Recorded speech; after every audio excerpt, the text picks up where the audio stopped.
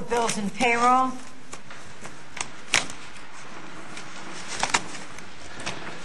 I have bills in the total amount of $4,223,574.55. I have payrolls from October 27, 2007 through November 9, 2007 in the total amount of $414,647.77 for your approval. I'll make a motion for the approval of bills and payrolls as read. Second. Commissioner Schaefer? Yes. Commissioner Vespertino? Yes. Mayor Kreischer? Yes.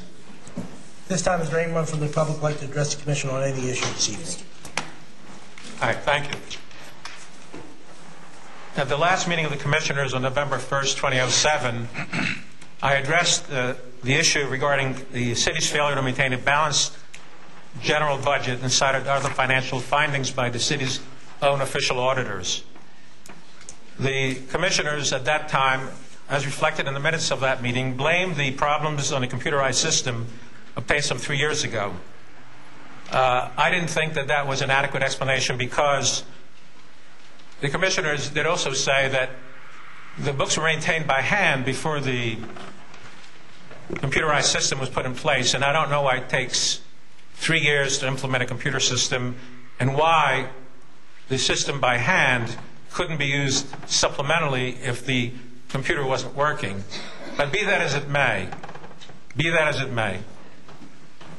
I then checked on the audits of the city going back to 1998, long before the computer system was brought in.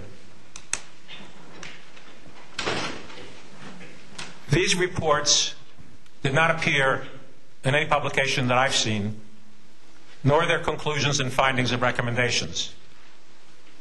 I certainly was not aware of the details of these audits, and if I and my fellow citizens were, you might have heard about it long before recent weeks. What I discovered in these audits going back to 1998, and most of what I'm going to say, is quoted from the audit reports paid for by the City of Ventnor, Bowman and Company. It states, we, meaning Bowman and Company, noted certain matters involving the internal controls over financial reporting and its operation that we consider to be reportable conditions. Reportable conditions involve matters coming to our attention relating to significant deficiencies in the design or operation of the internal control over financial reporting that, in our judgment, could adversely affect the city's ability to record, process, summarize, and report financial data consistent with the assertions of management and the financial statements. Then, each and every audit report for each and every year since 1998 had findings in it of reportable conditions. Furthermore, the auditors defined a material weakness as a condition in which the design or operation of one or more of the internal control components does not reduce to a relatively low level the risk that misstatements in amounts that would be material in relation to the financial statements being audited may occur and not be detected within a timely period by employees in the normal course of performing their assigned functions. Now, the auditors listed material weaknesses, which is a dreaded phrase in the audit professional industry and standards. They listed these material weaknesses for each and every year that I've reviewed, and I quote, not maintaining a balanced general ledger, not being able to verify daily receipts at the golf range as documentation for cash receipts was lacking. I believe in 2006 there was an indication that that was corrected. Not maintaining proper accounting for developers' escrow, expenditures without appropriations, payments without certifications of receipt of goods and services. There is an oft-repeated statement throughout these audits reciting the mandated accounting practices followed by Bowman and Company. And it says, and I quote again, "Accordingly, the financial statements do not represent financial position and results of operations in conformity with accounting principles generally accepted in the United States of America." What the public does not know, but what the records reveal that we obtained through the OPRA request, Open Public Records Act of New Jersey,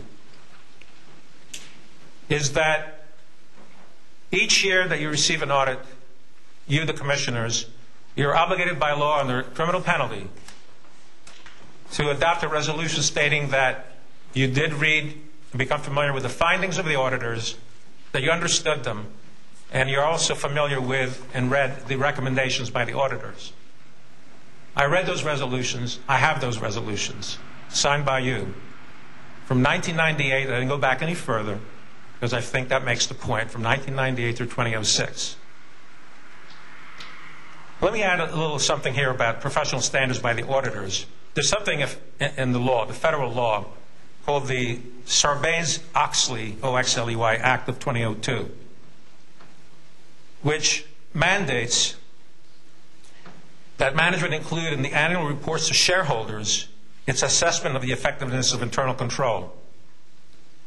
The standards observed by the Bowman and Company during your audits follow the guidelines and principles in this act, even though the act deals with public companies, not municipalities, but they follow those standards. They are recognized standards.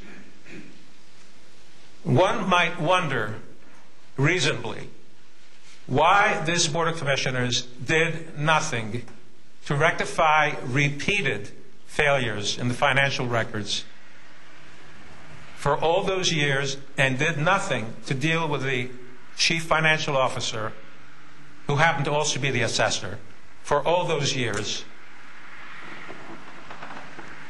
and did not act until the recent audit reports from 2004 through 2006 were obtained by citizens, including myself, read, and then disseminated to the public and brought up at meetings here. Why it took all those years to act?